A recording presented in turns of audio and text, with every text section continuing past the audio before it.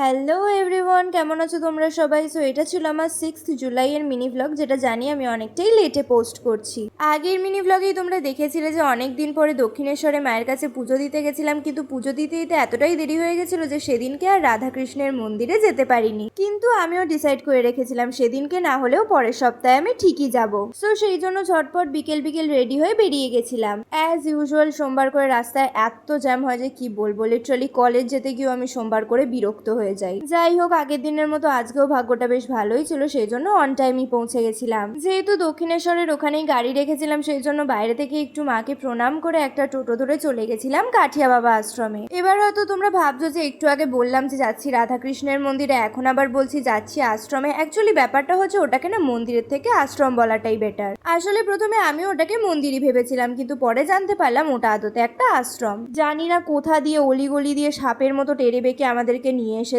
Literally রাস্তাটা এত সুন্দর ছিল যে পৌঁছতে পৌঁছতে আমাদেরই অবস্থা খারাপ হয়ে গেছে। কিন্তু বিশ্বাস করো, ভেতরটা এত সুন্দর ছিল যে আমি ভেতরে ঢুকে ভুলেই গেছি যে আমাদের একটা জঘন্য রাস্তার মধ্যে দিয়ে আনা হয়েছিল। লিটারালি আমার এটাই মনে হচ্ছিল যে এখানে যদি থাকা যেত তাহলে সারা জীবন আমি এখানেই থেকে যেতাম। ইনস্টাগ্রাম রিলসে অনেকবার আমি এই জায়গাটা দেখেছিলাম, কিন্তু সামনাসামনি যে এতটা সুন্দর সেটা আমি সত্যিই বুঝতে পারিনি। শুনতাম সবাই এটাকে মিনি বৃন্দাবন বলে, কিন্তু সেদিনকে গিয়ে আমি অ্যাকচুয়াল রিজনটা রিয়েলাইজ করলাম। সত্যি সমস্ত কিছু এত সুন্দর করে তৈরি করেছে আর এত ডিটেলসে সাজিয়েছে যে এখানে আসলে তোমার মনে হবে শ্রীকৃষ্ণ যে সময় পৃথিবীতে ছিলেন তুমি বুঝি সেই সময়ের বৃন্দাবনেই পৌঁছে গেছো। ফার্স্টে ভেবেছিলাম একটা ভিডিওতেই ব্লগটা এন্ড করে দেবো, বাট দেন মনে হলো যে এত সুন্দর ছিল সবকিছু যে কিছু ক্লিপ তোমাদের সাথেও শেয়ার করা যাক। সমস্ত কিছুই এখানে খুব সুন্দর করে বানানো হয়েছিল, সমুদ্র মন্থন থেকে শুরু করে শ্রীকৃষ্ণের জন্মকাহিনী, শ্রীকৃষ্ণের সমস্ত লীলা, বিষ্ণু ভগবানের সমস্ত অবতার, সমস্ত কিছু এখানে খুব সুন্দর করে দেখানো হয়েছিল।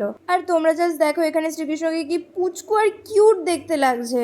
আসলে সেদিনকে না সকাল থেকেই বৃষ্টি হয়ে যাচ্ছিল, সেই জন্য আমরা একটু টেনশনে ছিলাম যে ওখানে গিয়ে বৃষ্টি হলে কি হবে, কিন্তু বিশ্বাস করো সেদিনকে ওয়েদারটা আমরা খুব ভালো পেয়েছিলাম। লিটারালি আমাদের ভাগ্যটা এতটাই ভালো ছিল যে আমাদের বাড়ি থেকে বেরোনোর প্রায় 1 ঘন্টা আগেই বৃষ্টি বন্ধ হয়ে গেছিল, আর আমরা বাড়ি ফেরার কিছুক্ষণ পরেই আবার বৃষ্টি স্টার্ট হয়ে গেছিল। সেই জন্য আমরা খুব ভালোভাবে ঘুরতে পেরেছিলাম। সমুদ্রের পার হোক বা নদীর পার হোক বা পুকুরের পার হোক, যে কোনো জলের ধারেই আমার সকালের থেকে রাতটাই বেশি ভালো লাগে। সো আজকের জন্য এতটাই, তোমাদের সাথে দেখা হবে নেক্সট পার্টে। Bye bye.